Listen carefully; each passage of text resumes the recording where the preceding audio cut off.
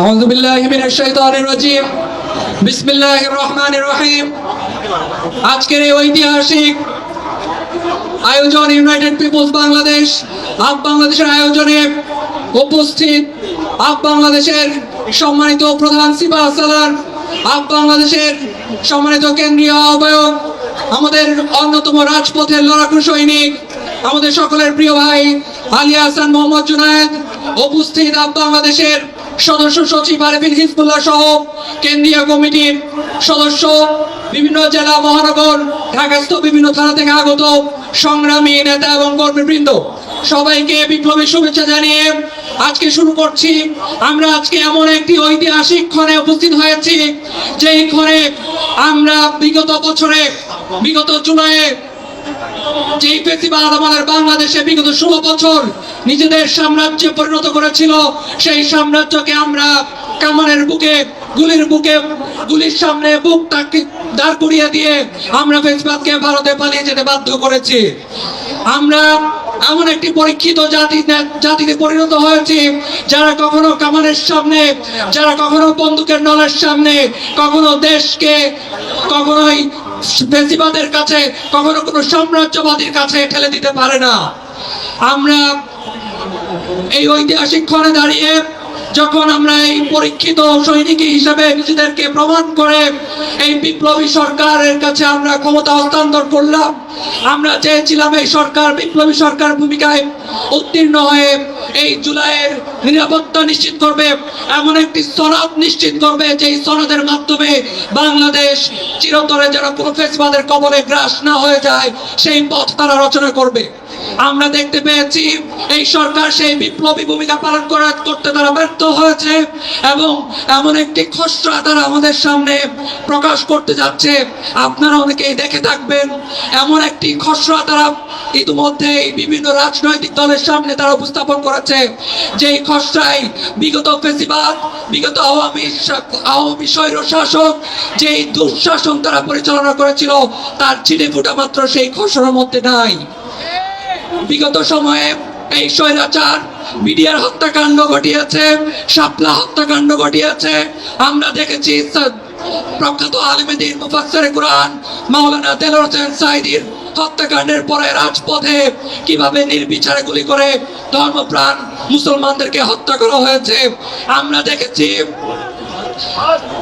মোদী বিরোধী আন্দোলনে ধর্মপ্রাণ মানুষদের উপরে কিভাবে নির্বিচারে নির্যাতন নিষ্পেষণ চালানো হয়েছে, যে কোনো ধরনের বিরোধী মতবাদকে কিভাবে নির্বিচারে গুম করে হত্যা করে আইন শৃঙ্খলার বাহিনী দিয়ে তাদেরকে উঠিয়ে নিয়ে গিয়ে গুম করা হয়েছে। এই গণ অভ্যুত্থান কেন বাধ্যতামূলক হয়ে গিয়েছিল? এই স্বৈরাচার কি ধরনের অবিচার, কি ধরনের নির্যাতন তারা পরিচালনা করেছে, তার ছিঁড়ে ফোটা মাত্র এই জুলাই ঘোষণাপত্রের মধ্যে তারা এখানে আনতে সে ব্যর্থতার পরিচয় দিয়েছে।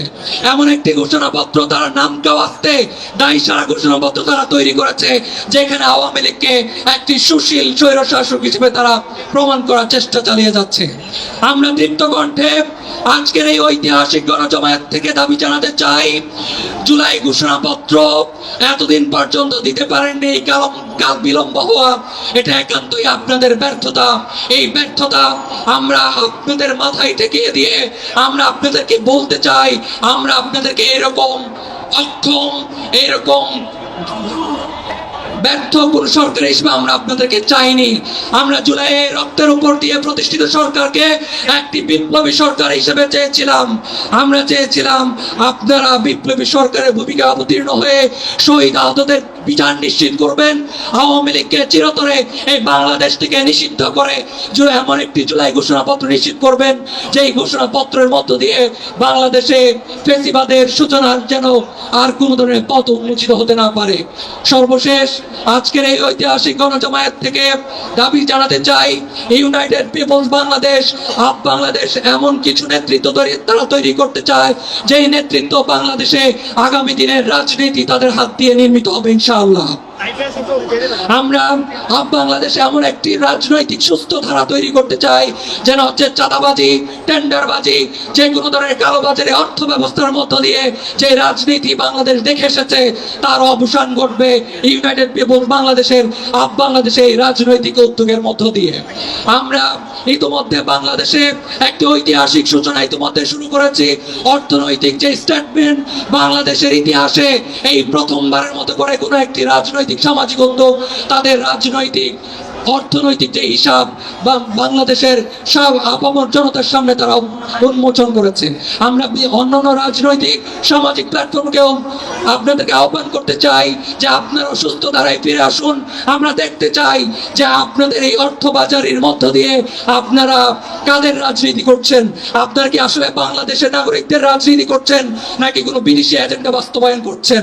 জুলাইয়ের এই ফেসিবাদ পালানোর পরে যে রাষ্ট্র গঠিত হয়েছে সেই রাষ্ট্রে কোনো চাঁদাবাজি, টেন্ডারবাজি, কোনো ঘুষখোর নেতৃত্বকে আমরা দেখতে চাই না।